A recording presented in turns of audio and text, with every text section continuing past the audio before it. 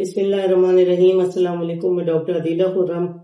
آج ہم نیزل پالپس پر بات کریں گے۔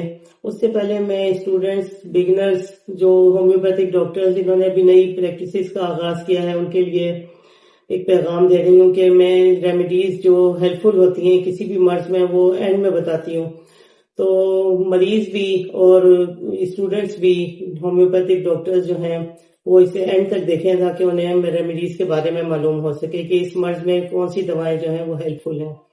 Nasal polyps are tissue formations that can occur in the nasal passages. اس میں جو ہے نیزل پالپس میں ٹیشوز کی گروتھ ہو جاتی ہے اور یہ جو ہے وہ کینسرس نہیں ہوتی اور اس میں درد بھی نہیں ہوتا مریض کو، اور یہ پینلیس ہوتی ہے اور یہ بینائن ہوتی ہے، لیکن مریض کو بہت زیادہ ڈسکمفرٹ ہوتا ہی ہے کہ ناک کی جلد میوکوزا جو ہوتی ہے اس کی سوزش ہو جاتی ہے، وہ انفلیمڈ ہوئی بھی ہوتی ہے اگر ہم ٹارچ سے معائنہ کریں، اور کوئی گروتھ سی نظر آتی ہے اور غدود بڑا ہوا نظر آتا ہے، اور ٹارچ سے معائنہ کرنے پر میوکوزا کی لائننگ جو ہے وہ پنک کلر کی نظر آئے گی اور انفلیمڈ ہوئی بھی نظر آئے گی۔ اب سوال یہ پیدا ہوتا ہے کہ یہ کن لوگوں کو ہوتی ہے، اس کی کازز کیا ہیں۔ نمبر 1 یہ ہے کہ ایسے لوگوں کو ہوتی ہے جو بار بار نزلہ زکام کا شکار ہوتے رہتے ہیں، اور جو ہے وہ بار بار ہلکے سے نزلے زکام میں بھی سیلف میڈیکیشن کرتے ہیں، یہ زیادہ تر ان لوگوں کو ہو جاتی ہے۔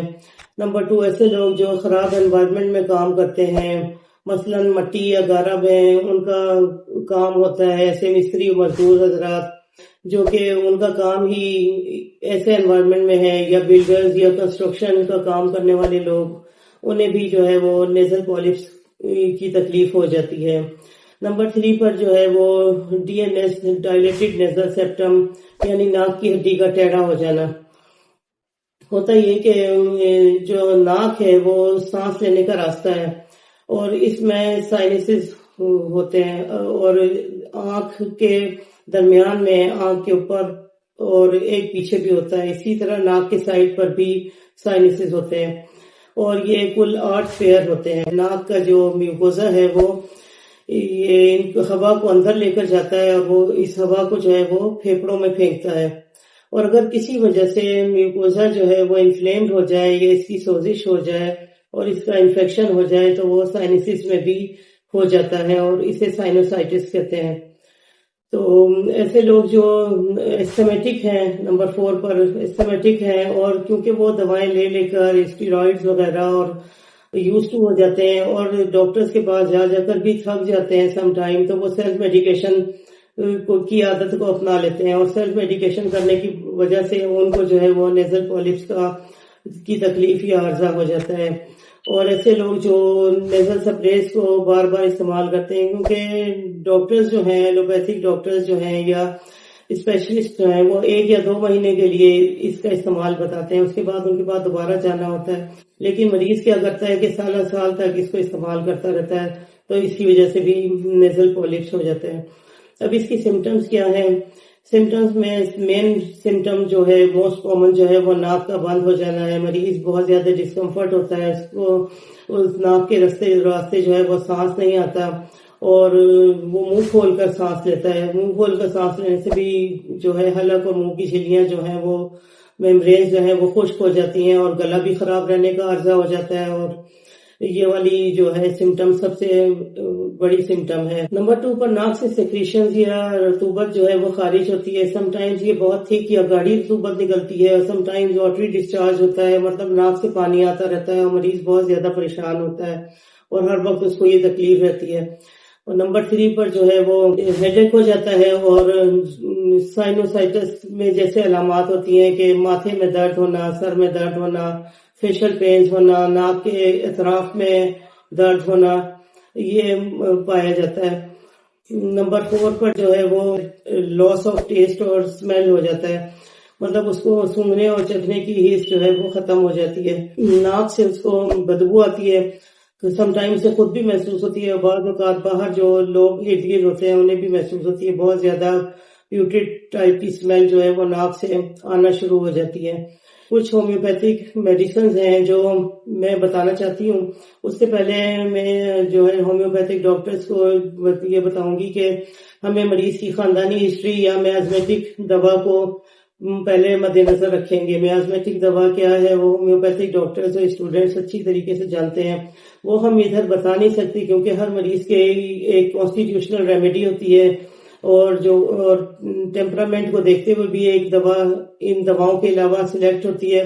اور ہومیوپیتھی میں یہ بہت ضروری ہے کہ مریض کی پاسٹ ہسٹری، خاندانی ہسٹری کو مد نظر رکھا جائے اور میازمیٹک دوا وہ پہلے دی جائے. اور آپ سب لوگوں کو پتا ہے کہ میازمیٹک دوا وہ ہائی پوٹینسی میں دی جاتی ہے اور اکارڈنگلی وہ ریپیٹ کی جاتی ہے 15 دن کے بعد مریض کی حالت کے تحت، کبھی 20 دن کے بعد، اور کبھی بہت ہی ہائی ڈوز ہو تو ہم مہینے میں ایک دفعہ اس کو ریپیٹ کرتے ہیں اور ساتھ چلاتے ہیں. اب میں کچھ ہومیوپیتھک میڈیسنز ہیں جو آپ کو بتاؤں گی جو اس سلسلے میں بہت ہیلپ فل ہیں، اور جن دواؤں کو آپ لیتے رہیں گے تو آپ کو سرجری کی طرف نہیں جانا پڑے گا اور یہ بالکل ٹھیک ہو جائے. ٹاپ ریمیڈیز میں تھوجا ہے. Thuja is a strong medicine. It has a profound action on the gland. It shrinks them and cures them. Thuja وہ مختلف گلینڈز جو ہمارے جسم میں ہو جاتے ہیں، خاص طور پر یہ ناک کے لیے جو میں بتا رہی ہوں، اسے شرنک کرتی ہے اور اسے ٹھیک کر دیتی ہے. Number 2 lemna minor. It shrinks the swelling of nasal polyps, loss of smell, foul smell and clears nose blocked with polyps which swell in cold weather.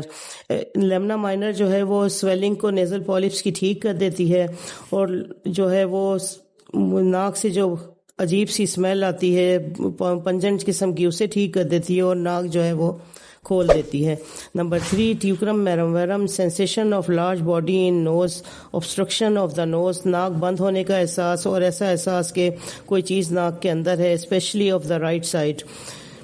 It is the principal remedy for treating nasal polyps with stuffy nose. ناک میں بالکل بھرے ہونے کا احساس کہ ناک بالکل بھری ہوئی ہے. Number 4 calcarea fluor. It is a powerful tissue remedy when nasal polyps are found with copious, offensive, thick, greenish, lumpy discharge from the nose. Number 5 Sanguinaria canadensis. This homeopathic medicine is known to be a marvelous remedy for nasal polyps which are right-sided. Right side پر اگر nasal polyps ہوں تو یہ دوا عجیب و غریب طریقے سے حیرت انگیز طور پر انہیں ٹھیک کر دیتی ہے. کچھ پریونشنز ہیں جس کی وجہ سے نیزل پالپس کو ورس ہونے سے بچایا جا سکتا ہے، یا جس کو نہیں ہے تو وہ اس کا شکار نہیں ہوں گے، اور اگر جن لوگوں کو یہ تکلیف ہے ان کی تکلیف بڑھے گی نہیں، ورس نہیں ہوگی. تو سب سے پہلے تو آپ اریٹیٹنگ قسم کی چیزوں سے بچیں جو کہ آپ کو نزلہ زکام کا شکار کرتی ہیں، یا مختلف پرفیومز اور فیومز سے بچیں تاکہ یہ ورس نہ ہو. اس کے علاوہ وہ اومیگا 3 رچ فوڈ یوز کریں، اور بعض لوگ رچ فوڈ سے یہ مراد لے لیتے ہیں کہ آئلی چیزیں وغیرہ، بیکری کا آئٹمز وغیرہ رچ فوڈ یا مرغن غذاؤں سے بچیں، وہ یہ تکلیف دیں گی اور آپ کو اور مختلف قسم کی پرابلمز ہو جائیں گی. لیکن اومیگا 3 فش وغیرہ، اور فش بھی فرائیڈ قسم کی زیادہ نہ یوز کریں بلکہ اسے اسٹیمڈ فش یوز کریں. وائٹامن ڈی کا استعمال کریں. اپنا بہت خیال رکھیے گا. ملتے ہیں ایک نئی ویڈیو میں.